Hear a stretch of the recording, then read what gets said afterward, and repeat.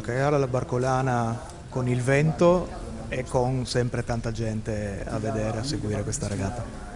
Sì, la Barcolana per me è sempre con Bora, è sempre con gran accoglienza e mi fa gran piacere di essere non solo in Italia ma qui a Trieste dove trovo un pubblico che veramente ama il nostro sport e credo che la Barcolana è una bellissima testimonianza dell'amore per il mare e per la vela in Italia.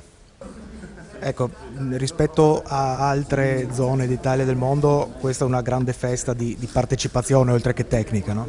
Esatto, è unico nel mondo, non c'è, quando vedi il foto della partenza della Barcolana è più conosciuto in tutto il mondo che il nome Trieste, no? Quel foto, quell'immagine di tutte le barche che partono è unico e molto speciale nel mondo.